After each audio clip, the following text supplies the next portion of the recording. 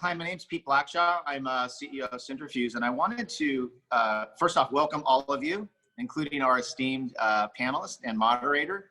And I wanted to kind of kick things off by just welcoming everyone for joining us. This is the second in a series of Fintech Frontier events, and you know, on the way to our first Fintech pitch competition next month.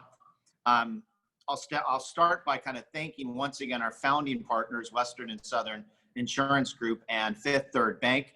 Their leadership is a powerful example of the connections we can make to open up doors for local startups and encourage startups from outside the region to take a hard look at what's happening here in Cincinnati.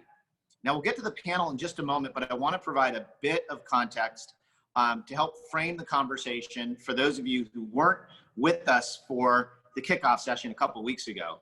Our purpose and mission at Centrifuge on behalf of the entire ecosystem is to accelerate the growth of the tech-based economy in Cincinnati. And the primary way we're doing this is by establishing Cincinnati as the #1 startup hub in the Midwest and one of the top innovation hubs in the nation. We have so much to work with.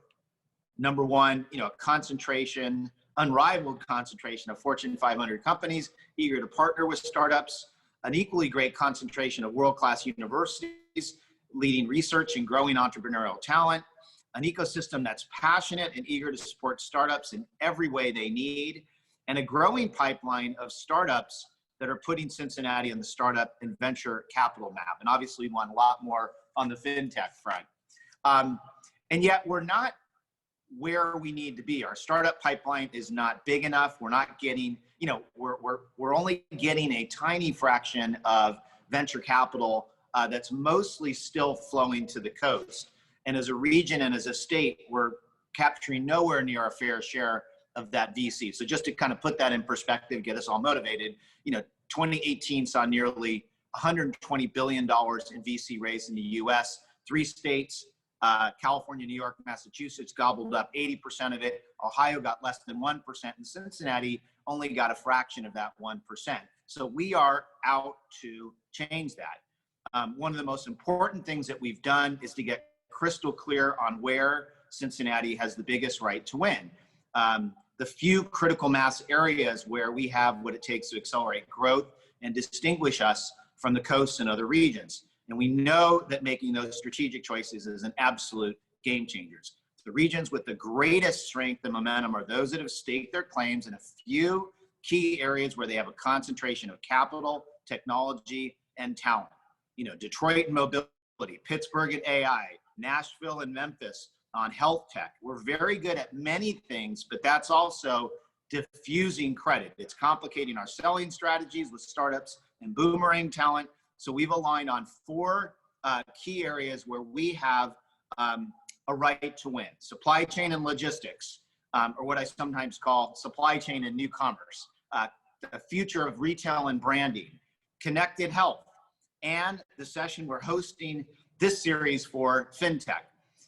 Now, in our first session, we focused on how FinTech entrepreneurs are pivoting in the age of COVID. Today, we are turning our attention to the future and looking at how financial services are being transformed by tech, with particular emphasis on AI and machine learning. And I'll let Brian and the panel take it from here, but I wanted to underscore the power of the vision that we're calling Fintech Frontier. This is a partnership between industry-leading financial service corporations based here in Cincinnati and fintech-focused entrepreneurs, all powered by Centrifuge in our role as Cincinnati's catalyst for startup innovation. It's designed to accelerate innovation that transcends every aspect of financial services, from consumer-facing experiences to back-office operations. And our vision is to create a launching pad for fintech entrepreneurs. We want to attract people who see bold, new ways. You know, we can make every financial services, you know, accessible and engaging for customers in every walk of life. We want to inspire entrepreneurs who see how technologies from AI to blockchain to IoT can make financial services more personal, private, accessible, and efficient. For consumers, for business customers and for financial service firms themselves. And we want to open up the door to founders with great ideas, whose great ideas need enterprise customers, who can help them succeed and scale. And that's what we believe is the magic of the Cincinnati model. So I'm incredibly excited about the potential I know we're unleashing and about the series we're hosting and continuing today. We like to think of our region when it comes to fintech as the place where Main Street greets Wall Street to help create the future of finance. So on that note, I want to turn it over to Brian Brackeen, who's the co-founder and general partner of Lightship Capital, which I believe you've probably been hearing about in the media. And I'm very proud to say that Centrifuge is the founding investor, and they are absolutely kind of setting a course for breakthrough investment and inclusive entrepreneurialism in our region and beyond. And we also really wanted Brian here because he's one of the top AI experts in our region. So we're absolutely thrilled to have you here. And with that, I turn over the panel to you, Brian. Thanks so much. Thank you. Thanks for having me. It's really, really important the work you're doing, the vision you've set out, I think, for not just Centrifuge, but for the entire region. It will be nearly impossible for us to reach the goals that Pete laid out without AI and machine learning being an important part of that strategy. Because it touches so many of the industries that we're going to be focusing on, but in a huge way in the areas of finance. So we've got a panel of folks here today that are very, very talented, and I look forward to learning a lot from the panel. So my name is Brian Brackeen. I'll be your moderator for the day and monitor. My background, and this is going to be mostly not about me, mostly about the panelists. I'm really big on that. But I will say, yes, who is this guy? So I'm general partner of Lightship Capital. We're a venture capital fund based in Cincinnati, a $50 million fund focused on women and minorities. I run it with my co-GP and wife, Candace Matthews Brackeen, who's been running accelerator programs in Cincinnati for a number of years. So we're big fans of what we're doing in the region and also pulling in new talent and pulling in new dollars from other parts of the country to our region to make these investments. Prior to starting Lightship, I founded a company called Kairos, a facial recognition AI firm. Grew that from literally the dining room table, to about $120 million valuation, processed about 1 billion faces a year through artificial intelligence, raised about $13 million, and it was away from the coasts, which is also, again, key to our success as a company, but also key to the success of our region. You can build great things, you can build big things, and you don't have to be in New York, San Francisco, LA, Boston to build those things. So when Pete talks about our right to win as a region, and we absolutely deserve it. We absolutely can do it. We absolutely are doing it every day. But how do we pour, fuel on the fire? Artificial intelligence is the fuel to make almost every one of our businesses, big or small, multi-billion-dollar or mom and pop, be much better, be more efficient, be larger. And so I think this is a really, really important talk here today. So I'm going to allow the folks in the panel please come on and then introduce themselves and tell us all about how amazing and brilliant you are. We're going to start with Stephanie. Hi, everybody. Stephanie Chu. I'm a partner at a fund called Portage Ventures, and we're a global fintech-focused VC. We typically invest in the early stage, so seed, Series A, Series B. We've actually made investments across North America, Europe, and Asia, so we are very strong believers that you can build really big companies outside of New York and San Francisco and the coasts. So we have a mix of traditional LPs like pensions, but also a strong network of corporate LPs and a strong partnership with Western and Southern. So I'm really excited to be here today as well. Good to have you. I love that thesis. We're all about that. We're all about that. So we agree. We see the world the same way. TX? Hi, everyone. I'm TX Duo. I'm the general partner at Fika Ventures. We're a seed stage venture fund based out in Los Angeles, but looking to do investments off the coast, I would say. So very interested in fintech investments around the country. My co-founder Eva and I have been pretty fortunate over the years. We've been seed investors in companies like SoFi, Robinhood, and Policy Genius. Good to have you.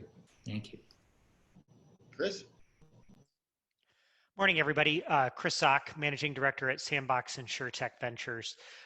We invest in InsurTech companies globally. However, in our experience, the best InsurTech startups come from places where there is a large concentration of insurance knowledge. So places like Cincinnati with Cincinnati Financial, Western and Southern, and the deep financial services ecosystem that's there are places where we love to go and spend time, meet startups that can partner with the investors in our fund. Thank you. And Roger. Thanks, Brian. And good morning, everyone. My name's Roger. I lead innovation across the Americas for EY. So that covers for us North and South America and includes Israel, which is kind of odd, but I don't complain about that because a lot of innovation happening there as well. I also lead our internal innovation incubator and accelerator and manage our innovation ecosystems. So you're just bored all day long, not much to do. All day long. Very small geography. Yeah, got it. All right, so let's open it up first with kind of like the bigger picture, and we're not going to go down the row person by person every time, but really where you guys feel like it's like the thing I've got to say, please offer it up. So big picture, AI in general, where are we seeing the biggest impact on AI and say InsurTech, FinTech, in the areas that you guys are investing or working or supporting? Where is AI making a big impact?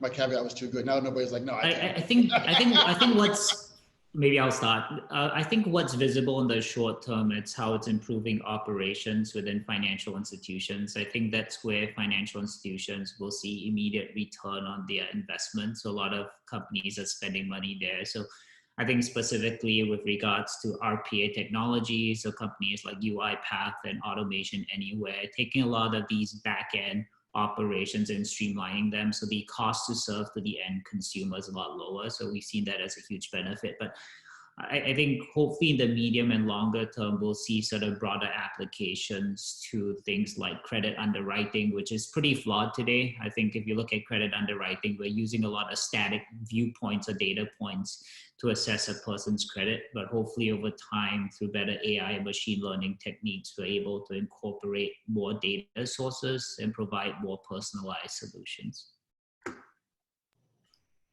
Yeah, I think I'll just jump in as well.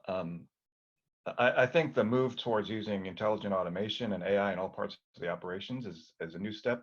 In financial services, historically, though, it's been I think a strong leader in the use of data and algorithms for risk modeling or underwriting or forecasting, even algorithmic trading.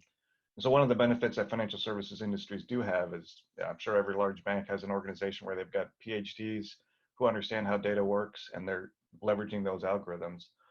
What we're seeing, though, is cross-pollination of AI technology from other industries as well. So a lot more personalization happening in consumer products and retail, for example, a lot of optimization happening in advanced manufacturing and mobility. In the tech, media, telecom sector, we're seeing a lot of technology there to personalize content and information. So bringing that all together and leveraging some of those technologies or use cases from other industries into financial services and helping financial services customers and business partners, I think is a big opportunity. A follow-up question for the group. So there's a difference between having a lot of data, right, and having a data science team and having an AI team, right? Sometimes people think they have a lot of data and they think they have AI. And they don't, right? So tell me a little bit about when you're either investing or working with folks, what kind of problems are they trying to solve? And is the AI showing them the way? Or are they saying, this is what we think, and I'm trying to do something more efficiently? Like where are you seeing that kind of needle? Brian, we see both. But I think a key distinction is when people start with the business problem that they want to solve, whether that's how do we deal with a insured or somebody that we're underwriting that has a thin file, meaning they as an individual don't have a lot of data. Traditionally, you just shove them into a non-standard bucket, assume it's high risk, and move forward. But is there a way to, so they decide we want to do better in that world. then they go out and look for what's the data set we need that we can bring to bear, and what are the algorithmic tools that we can add to that to make better credit decisions on fewer and fewer amounts of data, which has a bunch of great societal impacts downstream. But that's where, in our opinion, to be most successful, it needs to be what's the business problem you want to solve first, and then gathering the right data elements and the right AI tools to help you find the solution. When you go the other way around, and we see a lot of startups that have come into bigger companies and promised that sign a POC with us and we're going to find all these great things that are just hiding in the corners of your office building. Invariably, that's where the AI burnout kicks in. The executive sponsor at the company gets tired because there's not an ROI that they can show. The startup's disappointed because they just need access to a little more data, and it just kind of bogs down. I would just add to that and say, I think there's actually very little real quote unquote AI being used in financial services today. I think we'll probably get to the regulatory issues a little bit later. But what actually is important is not the delineation of if you're using AI or not. Is it data science? Is it not? I think it's in the future, these technologies are moving quickly and will become extremely important. So getting your data in a position, if you're an incumbent, getting your data in a position so that you can actually leverage it going forward is kind of the important step. Whether or not you're using the world's most cutting edge and advanced models is not, but I think the understanding that there's a lot of legwork to be done just to get your data in an ingestible format so that you might be able to take advantage of future AI advances, I think is kind of the important starting point for everybody. And I think completely agree with Stephanie and Chris. I think the challenge is a lot of business sponsors within large financial institutions will take a small subset of data and present it to management and say, hey, here, this is what we can do with AI. But then when they try to extrapolate it to the entire customer base, the data is like not tagged correctly. We haven't done the right classification. So it leads to kind of bad sort of business outcomes, or the executive sponsor never gets the outcome that they were hoping for. So I think that's a big problem that exists today. I'm going to follow up with that. I think it's really, really interesting. Also, what role does diversity in those researchers play? So for instance, Chris was talking about high risk pools, for instance. I find that sometimes AI researchers that have a deeper understanding of what to look for, what to tag, why are we trying to accomplish a particular goal, can help. And oftentimes AI researchers aren't always the most diverse group of folks. So what role does diversity in research kind of play in solving these problems?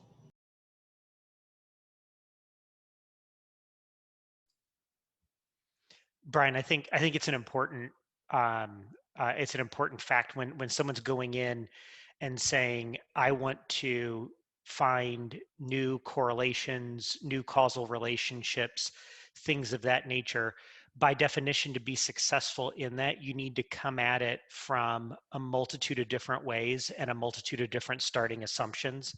And one of the best ways to get there is to surround the problem with a multitude of viewpoints. And going so far as to even say, we need somebody who knows data science or machine learning or whatever term you want to use to label that core skill set.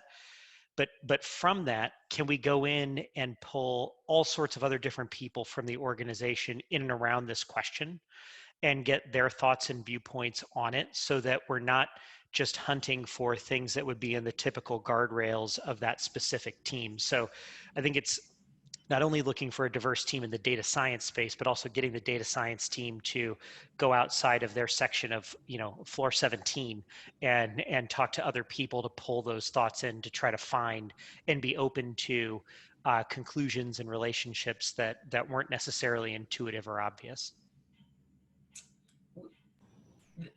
I'm not an expert in this space, but I think this is extremely important. We've got a portfolio company called Integrate AI that has spent a bunch of time thinking through frameworks for ethical AI applications and responsible AI applications, which I would encourage if there are kind of incumbent, if there is a machine learning project, I think like having a framework by which you think through some of these ethical questions is really important. And I would say the other kind of tactical thing is ensuring that there are multidisciplinary stakeholders around the table, from the business side, from the privacy side, that can work together on really applying these kinds of frameworks will lead to less biases up front, because I think that there are, like, you have to be really proactive about it, because otherwise I think there are lots of blind spots and correlation issues in lending and in underwriting that end up coming to the fore. So I think you have to build it in from the very beginning of any kind of process or project. Yeah, if I could add on to that, I think there's an important recognition that AI can help you learn from the data. But if you're training your models based on biased data sets, then your models will be biased as well. And it's also important, regardless of how powerful the algorithms are, how much data you have access to, and from that perspective, that doesn't relieve you of the regulatory obligation on the back end. So just because an AI made your decision for you, right, you can't fall back and say, well, the AI made the decision, so I'm not responsible for the decisions that it's made. So making sure that you've got diverse perspectives on the front end when you're gathering the data sets to do some of the modeling, but then also you have to check these decisions on the back end as well and make sure that they fall within the guardrails of your policies and the regulations, regardless of what the models say. Well said, both of you. Stephanie, you keep dropping dimes here, so I'm gonna throw another one to you. So I've been reading a little bit about some of your investments. So you're in Coho, I think you're in Drop, you're in Albert. Some of these firms are focused on millennials because we're talking about these different groups of people, right? How does that impact your thinking about how you like to invest, and what are the millennials' expectations on tech in general? I know in our work we've seen there's kind of like a line, and it keeps getting lower, but at the time it was like in the late 40s, early 50s, where kind of comfort kind of comes and goes with technology. Interestingly enough, after you get above a certain line, they don't actually care as much either. But tell me some more about your experience with kind of millennials and technology. Yeah, I think we've certainly made a bunch of B2C investments in our portfolio. I think I would caveat and say that in a post-COVID work from home era, it's not just millennials that are really pushing the idea of digitization of all financial services. I think this is really going to be table stakes going forward in the era that we live in now. But it's certainly been, and that's certainly been reflected in the growth in user numbers and revenue of the core B2C portfolio that we have. It's been a massive tailwind actually for our whole B2C portfolio. But I do think to answer your question, one of the big trends that we've been following is this idea of embedded financial services, or the idea that consumers really want to be able to transact in context where they are on platforms and with brands where they already spend a bunch of their time. And I think it's a big reason we're seeing Facebook, Amazon, Google, the FANGs of the world really moving quickly into financial services. And it's also, I think, a big reason we're seeing an explosion of investments in APIs to really bridge and connect financial services on the back end with the front end platforms where users really live. And I think this expectation of being able to interact in context seamlessly without friction is really table stakes, and will continue to be going forward, not just for millennials, but really for basically everyone, especially post-COVID. Another good answer. You didn't let me down. Appreciate it. So before I get to my next question, I wanted to also say to the crowd, you can use the Q&A bot in the Zoom screen there at the bottom to ask questions. I've got a bunch more for our panelists, but these are always great conversations when they're led by the audience. And so feel free to drop some questions in Q&A. I'll be monitoring that during our talk. Chris, you could talk a little bit about, actually, really this is for everybody, the impact of regulation in these areas. I think we would be doing a disservice to the folks to not talk about.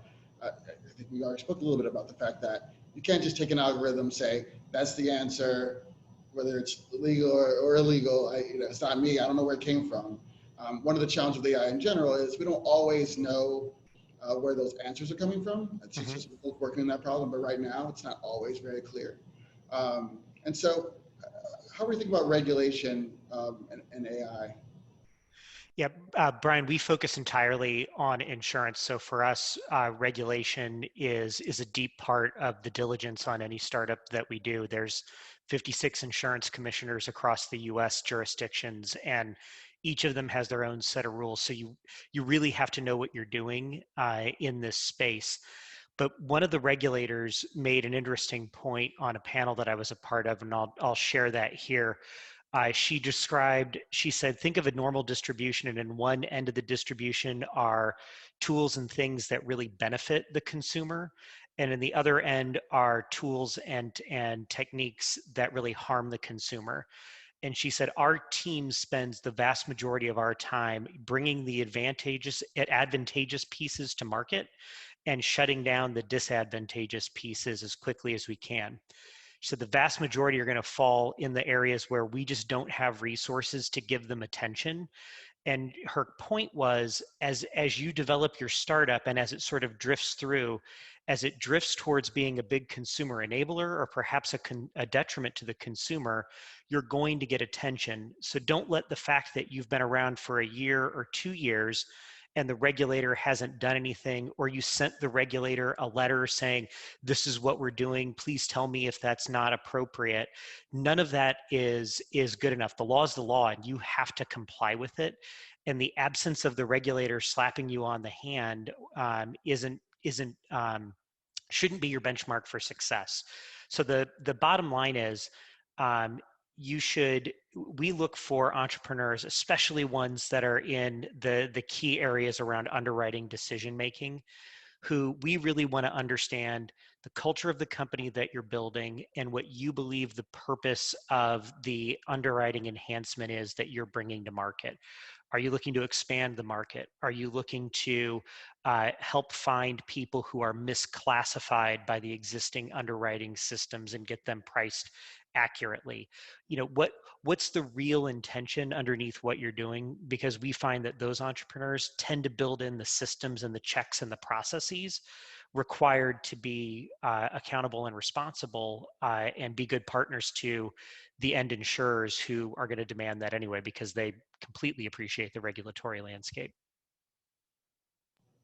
Yeah, I have some more thoughts on that area and privacy as well. Yeah, I think it comes down to sort of again, I think getting used to it too from a financial institution's perspective. So if you think about data in general, a lot of the historically financial institutions have been a closed ecosystem in terms of personal data, and now they're faced with a world where we're sharing data with other fintechs and other companies. So I think there's a role of a regulator here to ensure that kind of the right infrastructure is in place, whether it's KYC, AML platforms, or just protecting PII, to ensure that if data is exchanged, it's exchanged in a safe manner where we are not compromising privacy at all. Awesome. Yeah, a couple more points, Brian, just on that. Yeah. A lot of times people see the regulator as slowing down innovation, and that certainly can happen. I mean, there are reasons why the regulator is in place to protect the public good and the markets and the industries. But you'll see, like, a lot of the regulators, the OCC and others, have set up offices of innovation. They have innovation officers now.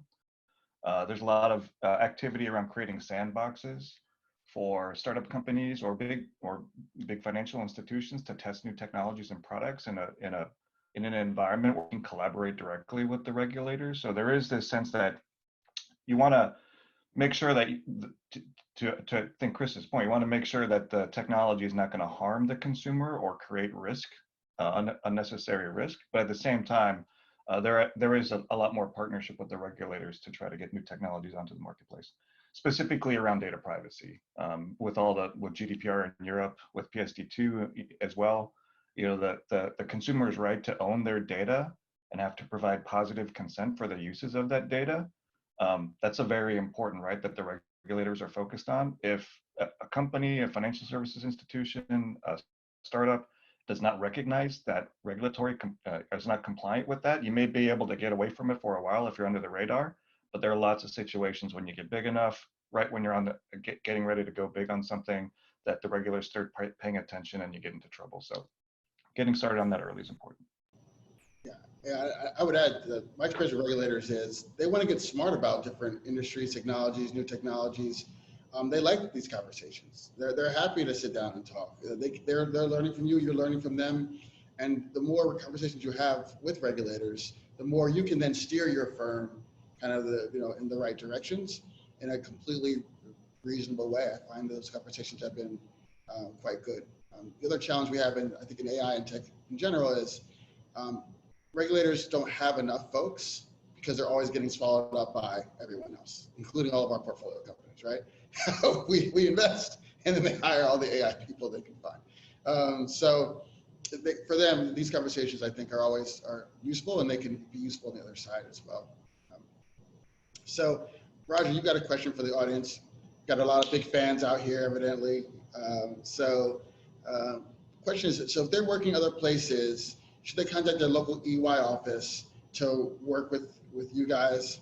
And then how are some ways in Israel and other places that they can build much stronger connections between their firms and EY?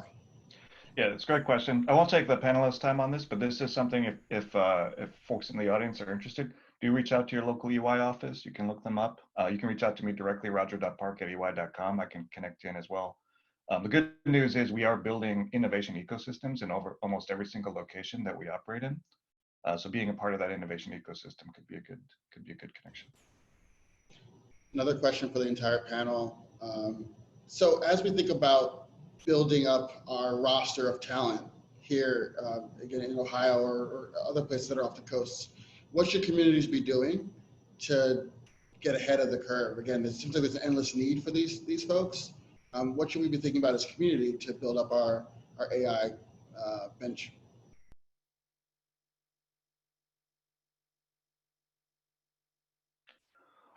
I'll jump in, Brent. One thing I've seen, we operate all over all of the Americas, is a good news is that I think someone mentioned earlier that if you're not on one of the coasts, it's sometimes hard to get some visibility. I've seen a lot of our people start to move into other parts of the country. And because we're all working from home, I mean, we're going to be working from home from a firm perspective probably for a long time. The expectation now of travel and being on site, if that's more relaxed, and the adoption of digital technology allows us to live and work in places where we want to live and where we want to work, and they don't necessarily have to be the same place anymore. So I would definitely take advantage of that flexibility. And then what we're doing, and I know a lot of other institutions are doing this as well, we're making massive investments in training our people at all levels, our auditors, our tax people, our consultants, on a baseline, to have a baseline set of understanding of how data works, how data science works, how automation works, et cetera. And then using those programs to identify people who exhibit talent in that space and helping them accelerate. Even if they didn't come into the firm for that purpose, we're trying to cultivate those skill sets and recognize those internally. And then obviously from a recruiting perspective, making sure that we're very focused on recruiting, competing with with everyone else, trying to hire the data scientists and the AI folks. So it's a good place to be these days, but having a compelling case for their development over their entire career and the full scope of the experience that they're going to have, I think is obviously important, because they're going to be getting a lot of offers if they're working in the AI space. I think one thing that we've seen that's incredibly helpful, a lot of data scientists or folks in AI actually want to understand the business fundamentals. So we tend to silo them in boxes where like, hey, you're just going to crunch the data, just give us the output and that's all you're doing. But they don't understand how this impacts the broader business or the end consumer. So I think giving them that exposure, looping them into management level conversations, at least for the teams that I've worked with, have been extremely helpful. So they understand the broader vision, kind of what they're actually supporting. And I think it's more impactful for them on a personal level. So I think that helps a lot. Yeah, I agree with TX's point. At the end of the day, most people that got into AI and data science fields got into there to try to answer complex questions. And so I think to the degree to which the firms in Cincinnati can pose complex questions and help bring the data required to attempt to have some haystack through which to find the answers, you're going to attract the best people because they're inherently curious and looking to answer questions. Got another question for the audience, one I love. So Ian Frampton, Ian, you're right on it. He's got a question around synthetic data and how the heightened use of synthetic data can help bridge the line between explainable AI, public policy, and working toward removing bias, right? So synthetic data is starting to really pick up, I think, over the last couple of years. What are you guys seeing in the areas of synthetic data, and can it really be used to solve some of the problems that Ian's laid out here?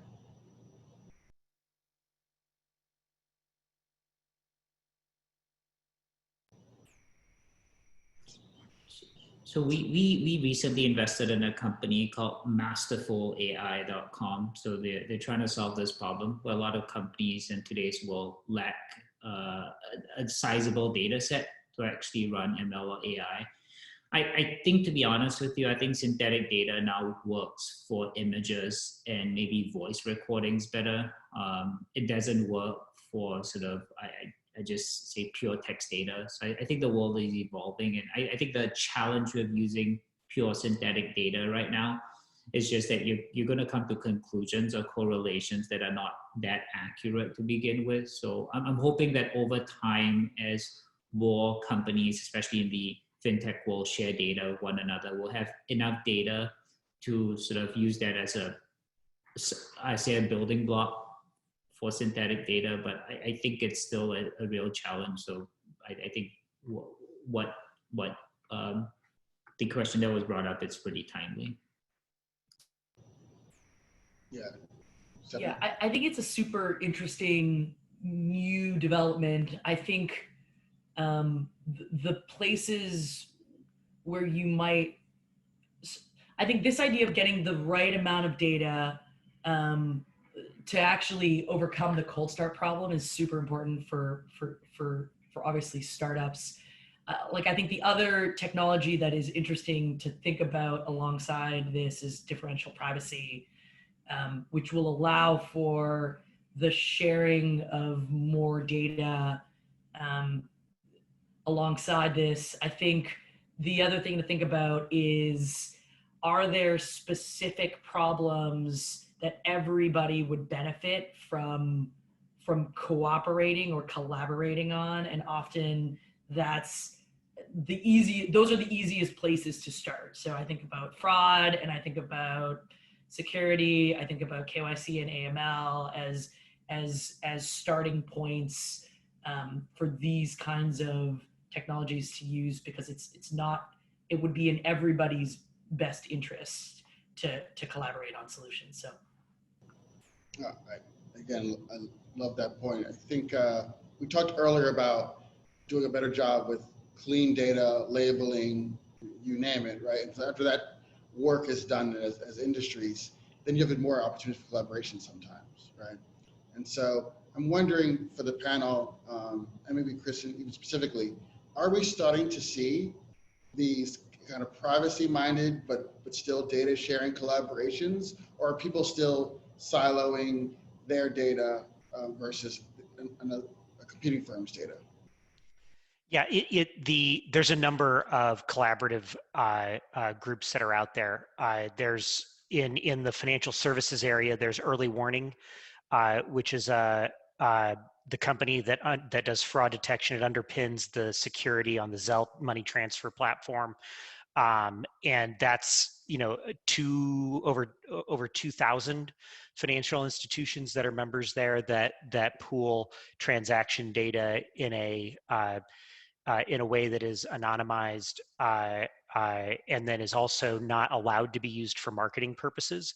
So I think between that, and you've also got the National Center for Insurance Crime, which is a way that a place for insurance companies to pool data primarily related to large-scale fraud operations in the insurance industry. I think the key thing to focus in on in both of those examples is that the use case is extremely clearly defined, both in terms of what the data is for and also what it is not for. Both have very tight restrictions on whether or not it can backfeed to marketing or to underwriting, with the idea that to get the regulators to even buy into the fact that there can be one location where all this data sits together, that they need to have a clear understanding of how it's going to be applied so that it doesn't either allow big banks to squash little ones or insurers to find clever ways not to pay claims. So it's those examples exist, and I think more examples should exist.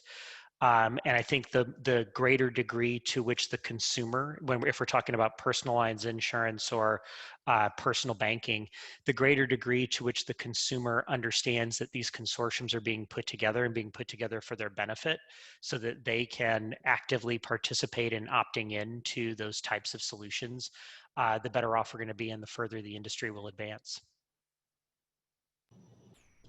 I got time just for one more audience question here.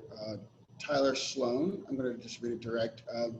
Curious to hear the panel's opinion on where the line is drawn in utilizing AI and personalization to suggest or recommend certain assets to retail investors without favoring or biasing investor positions. May become more common as we see a push to gamification in fintech following Robinhood's growth and the mainstream adoption of digital alternative assets such as collectibles, et cetera. Maybe I can take a crack at this one. I think, or to start at least, I think people have been making investment recommendations online for years. I think this question of personalization is one that we're tracking really closely. I think there's really interesting ways in which I would argue the ETF world, we kind of believe in the death of the ETF and the birth of like the individual index that's completely personalized for what you want, either your value set and your concentration risk versus the industry that you work in. So if I work in financial services, I may not want a personal portfolio that has financial services or technology weighted within it.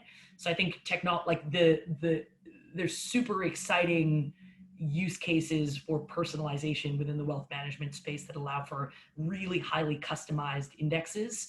It's something that we're tracking really carefully. I also think the trend of embedded trading and investing. So if I'm reading an article about something and I want to create or execute a trade directly from a web page, is something that really follows this same line of embedded fintech that I was describing earlier. I think there is obviously a pretty fine line to if you are the brokerage itself recommending on a platform specific things to trade, although with all the caveats of like, I think offering your API to make it frictionless for people to trade if they want to is, I think, where the industry is moving. I think you have to be fairly careful. There's a lot of regulation around making specific investment recommendations, but I do think personalization going forward, there's a lot of other really exciting angles that are positive for the user that you can take. Yeah, and I think it's important to make a distinction between advice that's specific about a stock, more like an algorithmic trading engine or something, versus personalizing investment based on someone's choices, like balancing your portfolio against a certain risk and not buying certain sectors. So that kind of personalization, they're both regulated, but I'm wondering if the question is more about the algorithmic type trading models versus helping people who maybe don't qualify for financial advice or wealth advisor to get all the advantages of a balanced portfolio. And maybe taking a broader perspective, looking at financial products in general, maybe Chris can help me on this too. I think one thing that I struggle with is kind of from the corporation or for the company's perspective, are you maximizing ROI through these recommendations? So for an insurance product, are you trying to push a product that has the minimum claims ratio based on all the machine learning that you've done and try to recommend this to the customer because this is going to maximize profits? Or are you actually recommending a product that is good for the end consumer? And I feel there isn't a perfect alignment of interest here. So I usually struggle with this, whether personalization is actually going to be helpful to the end consumer. No, I think that's a right and fair question to ask, because the algorithms can go any direction that they're pointed, and so ultimately in this space, personalization, the way that we think about it is whether it's financial services and wealth management or insurance brokerage, those are high labor cost if you're getting an individual person sitting down with you and spending time with you. And especially in a post-Dodd-Frank world, those in person on the financial wealth management side are reserved for only those with a significant enough assets who are willing to plunk down sufficient fees to get that. So where we see the benefit in especially on the insurance side, on the commercial world, is for small businesses that are paying under $50,000 in annual premium across all policies, and on the wealth management side for people that have fewer assets, to begin to get well-rounded, neutral third-party advice that can bring them the kind of personalized recommendations and customized portfolios based on their needs, wants, desires, and or what their end goal is, but doing it at scale in a way that's affordable in the commissions that are being paid. There's also a growing push for transparency around commissions, as well as transparency around the negative decisions. So, and by negative decision, meaning you've proposed on the insurance side this bundle of 5 policies for me. I'd also like to know, under each of those 5 categories, which were the policies that you didn't select for me and what were the reasons. Because that way the individual can see, oh, this is why I was recommended. This is the differences in coverages. I'm paying more in premium, but I'm also getting more in terms of risk transfer. So I think people are going to ultimately, I think the shift in what people expect from computerized help is no longer, don't teach me how my 401k works. Teach me what you're recommending and why, and what you didn't recommend and why, so that I can have a sense of, I feel like this has a good chance of helping me achieve my goal. And that's what people are going to look for. And if your tool doesn't offer that, they're going to migrate away. Yeah, transparency is always key in these types of things, right? It just feels much better when you know what's going on as a consumer. So Tim Tisch is another really good one.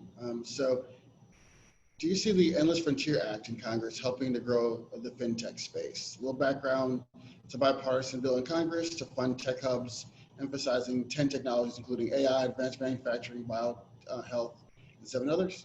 The commitment is $100 billion over 5 years, and it was started from a Brookings study and initiative.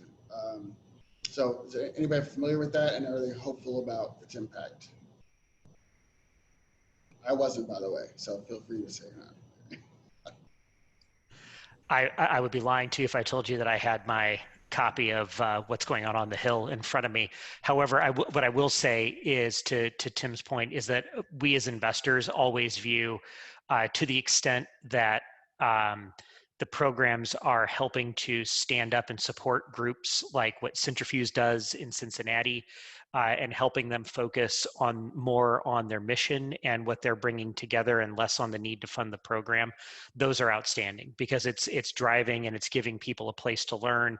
It's giving people a place that traditionally don't know about how to start a company or where to get into this world, a place to on-ramp into there. And we view these types of things as a positive. It's not, I mean, probably an overused analogy, but we put somebody on the moon because the government focused people in on it as a priority and put dollars against it. So to the extent that that bill makes these technologies a priority and gives some resources to get people thinking about it and excited about it, we would view it as a positive thing.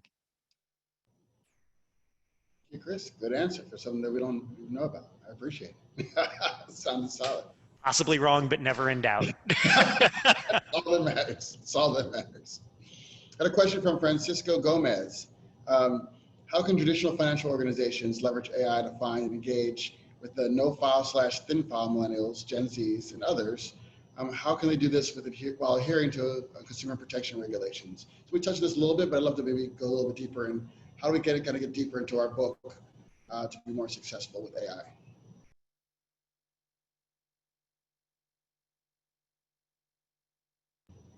The answer is it's really hard. How about I'll give a little real quick shout to whenever you're working on a model, that first 80% actually isn't that tough. And you got to go to 80 to 90. A little more work, possible. 90 to 95, 96.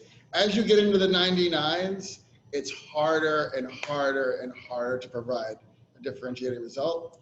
But the challenges for us as humans is there are real people in those last percentages, right? So, how do we kind of, serve those folks? We talked about diversity being one of those pieces, but Roger, you have some other thoughts? Yeah, I mean, the challenge here is millennials and Gen Z, they just don't have a lot of transaction or credit history. And I think we've all seen, especially for companies that operate internationally, some of the traditional credit underwriting models that we use in the US, for example, don't necessarily apply to other cultures or other types of economies or other transaction patterns. So I think the answer is the same, which is how do you get access to the data? How do you get engagement with those individuals, get the consent to use their data and use that information and that data to start building models that can help predict behavior? Because I think a lot of those factors are going to change. So the companies who can get out there earlier, engage and get access to the data and start building models and test those models in the marketplace and prove that they work, I think they're going to have a strong advantage. We made. Oh, sorry. Go ahead, Stephanie. No, go ahead, Stephanie. I would say the startups that we've seen that have been successful in this space, one of the things you have to accept is you will have losses and you will be wrong, and you have to iterate really quickly on what you see your underwriting criteria as, because it's factors that you won't be using today. And I think that acceptance and experimental mindset is extremely important, because there is no avoiding that there will be far more significant losses than you see in other parts of your portfolio. But that's part of the process of getting up to speed. And I think it requires just an understanding and a commitment organizationally that you're going to see that, and that you have to be willing to incorporate that as part of the learning process. Maybe just to add to that. Oh, sorry, go ahead, Chris. I'll jump in after. Oh yeah, I mean, ultimately these types of the existing credit products are gauging two things: ability to pay. So do you have assets? And then willingness to pay. Will you pay the bill on time? And so we've found a number of companies that are out there saying, look, if people haven't built traditional credit files at the three bureaus, but they have, we can figure out their ability to pay and then use something else as a proxy for their willingness to pay. There's a number of really interesting startups that are out there that have developed tools where, with someone's consent, so you're knowingly doing this, they'll look at the way that you use your cell phone.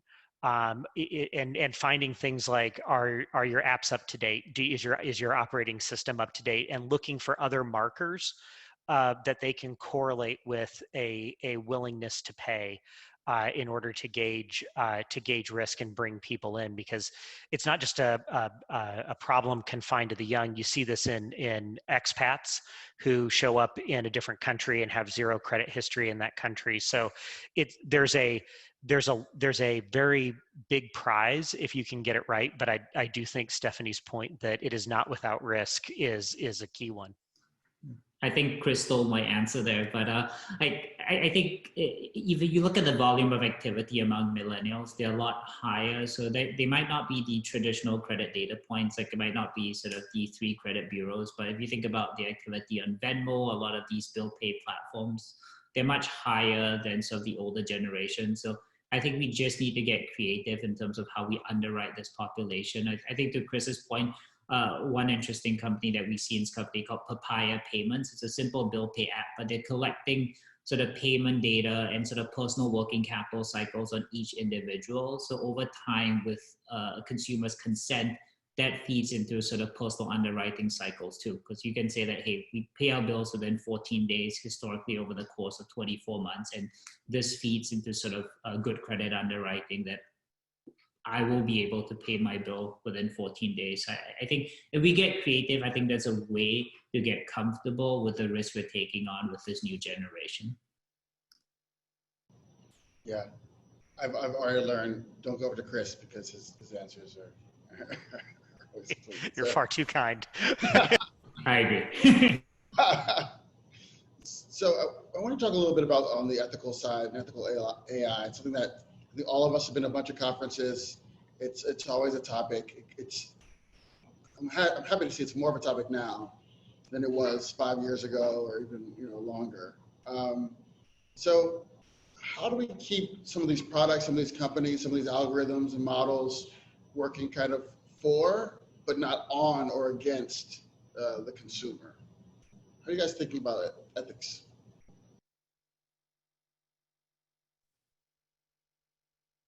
I think we mentioned it earlier, Brian, but definitely regulation plays a role in this and policy. So, the protection of data, protection of privacy, understanding where the guardrails are going to be, and making sure that you're compliant with all the consumer protection rules, regardless of how you're making the decision. One thing I think in general, we've done a lot of research around what we call trusted AI models. And that trust is on both sides. Do you trust the data? Do you trust the recommendations coming out of the AI? And do the users of that AI trust the recommendations? And one thing that we found is when there's 2 factors here. When people engage with organizations and they're sharing their data, right, with the goal of use my data in a way to help benefit me, help me make better decisions or provide me with better services. And if the organization, there's 2, whoever you trust with your data, there's 2 aspects of that trust. One of them is, are you going to protect that data and make sure it's not going to get leaked? So there's a whole cybersecurity aspect to this, an infrastructure aspect to it. And then how are you going to use that data? Is it going to be to find me better, provide better services to me, or maximize your profitability at my detriment? So both of those elements have to be in play in order for consumers to trust the AI models and trust companies to use their data on their behalf.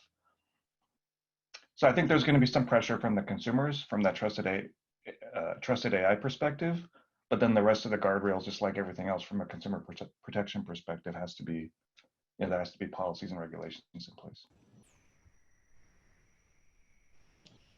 One of the things that Centrifuge does really, really well for our region is connecting early stage companies to our Fortune 5s in town. And we've got a bunch. And so that synergy is something that almost every city talks about, but very few do particularly well, right? I think we've all seen that, heard that narrative. And Centrifuge is really leading the way in that area. So as you guys see the startups working with the big cos, what are some tips, tricks, what are some things that you would tell a startup about the best ways to engage with your larger firms? I think it's a lot about showing what value you can bring to these larger organizations. I think for a lot of these larger organizations, they're afraid that either you're going to steal their customers or you're just going to leverage their data to come up with better models and offer better products at the end of the day. But I think this, I know. I know. But I think in at least in the short term, there's kind of a win-win relationship here, because a lot of these legacy players have a huge database that can be leveraged in many different ways. And then startups, obviously having a stronger machine learning and AI sort of expertise, they can come together and help sort of these legacy incumbents think about better product solutions or even open up new distribution channels. I think we've seen the best partnerships are one where you're helping a lot of these incumbents improve their service offering, but you could be that channel which actually helps them get there. We always encourage the startups that we work with that we're connecting into corporates to ask a lot of questions on the front end. And ultimately, you want to try to figure out as a startup, if it's your standard 4-quadrant area where you have actionable and not actionable, interesting and not interesting. Almost every startup falls in the interesting side of the thing, but is it from the corporate point of view, are you both interesting and actionable? We usually translate that down to, once you've mapped in the organization to find who your executive sponsor is, asking that person, is this a budgeted program? Do you have a launch date set? Because otherwise, you may just be the latest company out of 20 that's involved in an IoT sensor play that may or may not be of interest to property claims. And that's great. Maybe you start the foundation of a relationship. Not everything turns into a contract after one meeting. But you want to know that as an entrepreneur, because you've only got so much cash, and cash equates to how much time you have. And if all you're doing is relationship building, that's a good way to spend some time, but not a lot of time. So knowing that, okay, this is if one of your top 3 problems is claim severity and property, and I can be responsive to that, and you've got budget for it, and I know what your decision-making process is, now I'm engaged. And there's nothing wrong or rude or embarrassing about asking those questions to really understand, because a lot of times that person on the other side of the desk from you in the big corporate, if they've never been in a startup environment, doesn't understand that cash to time ratio like you do. And I'm not trying to pick on them, it's just a different perspective. And so the degree to which you can help them understand how you're allocating your time so that you understand what they're working on and what you can allocate to it is key. Well said. The only thing that I would add there is, I think it's also important to keep an open mind that you as the startup may actually learn something from this engagement. And I think we've seen, even though corporates do move more slowly, I think there are lots of things to be gleaned with their data and their expertise in the industry that you as a startup may not have access to. So I think understanding and having that perspective can also be quite valuable. Yeah, if I could build on that, Stephanie, I think from the corporate side, I do work with a lot of corporates who are setting up ecosystem programs and reaching out to the startup community. It's also important to recognize that as a startup, you may have an interesting technology or an interesting exercise of a business case or model or specific proprietary asset. But on the corporate side, they're generally looking to see how your technology will fit into a broader business use case, a broader business transformation. And back to what Chris said earlier, you have to understand how your technology or your idea or your solution fits into the broader solution. Otherwise, it's not going to be implementable. You have to understand what the business case is for that broader solution, what pain points are trying to solve with it, and what funding they're willing to commit to that. But also recognize that you may be part of a curated use case across multiple small companies or startups and large companies as well to fill out an end-to-end solution. But understanding where you fit into the end-to-end solution is going to be really important. Another question from Tim. Any names of successful startups and legacy incumbents working with each other? Is there a classic case that comes to mind? Rephrase. Are there any shining examples that we can read up on about startups and big codes working together?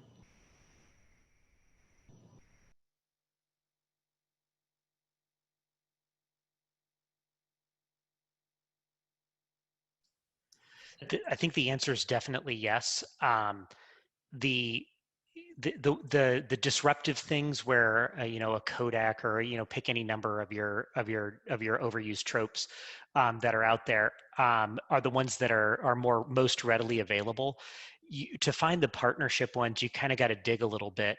There's a lot of podcasts that are out there that focus on founders. And in many of those, if you look at what the company did, you can find great partnership examples across our funds. On our healthcare side, where it's a partnership with Blue Cross Blue Shield, we have numerous examples from our portfolio where the Blues have solved problems in the healthcare space with the portfolio. So I won't sideline us with a ton of war stories there, but I think they're out there and they're easy to find, and offline we'd be happy to follow up and share.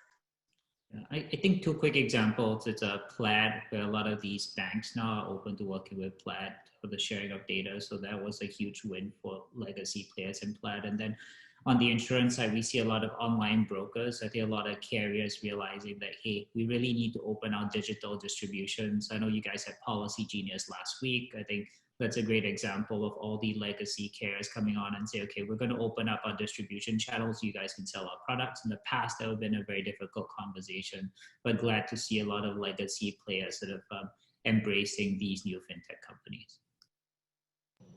Good channels for growth. Stephanie? Yeah, we have a lot of examples of this across our portfolio as well. I think where it works really well is especially in areas where the incumbent doesn't necessarily have an existing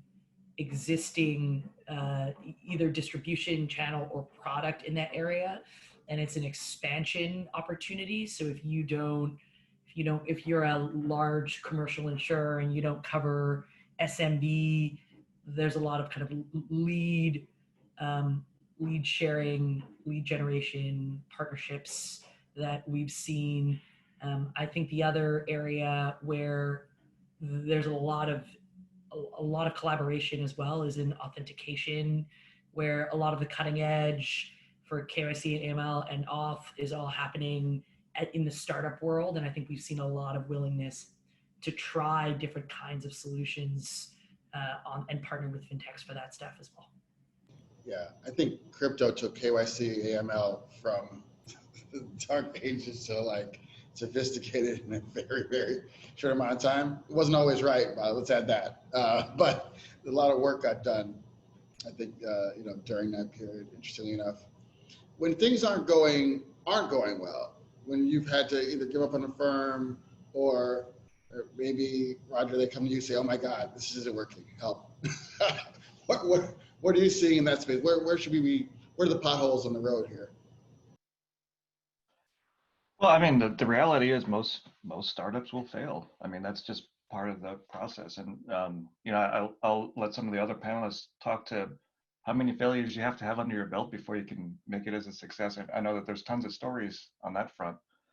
When we talk about, when you need to give up on an idea or pivot to something else, really it's a tough decision, especially if you're a founder.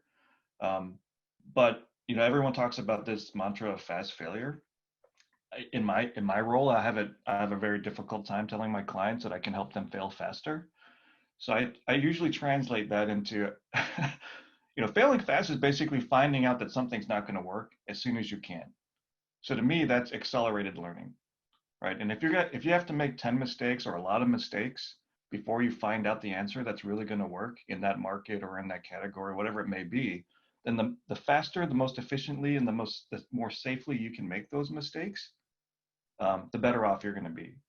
So part of it, you got to have a great idea, have the right culture, you have to be, all those things, et cetera, et cetera. But then also the resilience to know that you're going to have to make, a lot of mistakes to learn what really will work for that particular category, I think is important. And that's got to be upfront. I mean, if you cling to an idea too long and, you're going to go down with that idea. But if you can pivot, then you'll get another shot. And then, and like I said earlier, one of the big red flags early is if you ignore regulation and think if you ignore it, it's going to go away, especially in financial services, that's probably a bad mistake to make out of the gate. So be aware of it, know that it's going to happen, because the last thing you want to do is when you're ready to go big and everyone starts paying attention to you, find out that you've been breaking the law. You don't want that to happen. So keeping an eye on that upfront is important. The Uber style of building a company in fintech. I won't comment on that yet. Well, it's a new world now. It's a new world. They've changed their ways, hopefully. So, any kind of final thoughts before we bring Pete back and you can take us out?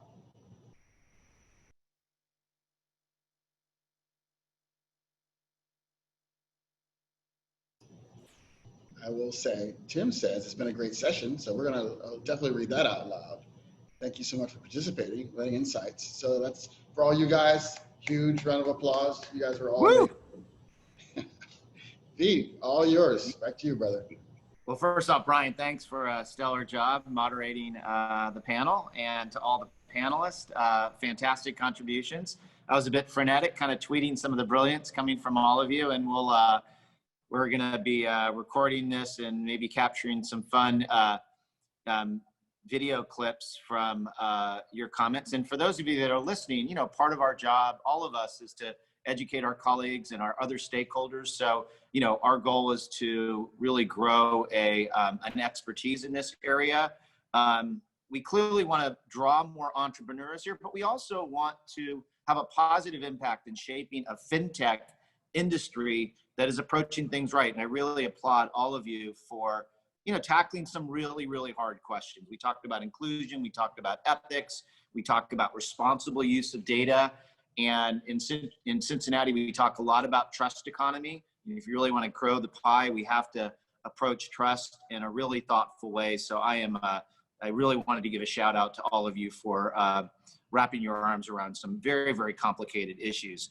To our sponsors, can't say enough to Western and Southern and Fifth Third for making this happen. What's unique about this innovation economy is we've got this incredible marriage between big companies that are eager to kind of embrace the future, and startups that have part of the answer for them. And so I really, really appreciate you know, that effort from our sponsors. We have a couple more big events scheduled. The next one's on October 1st on a very, very important topic that I think will dovetail nicely on today's, about expanding access to financial services. So definitely tune into that.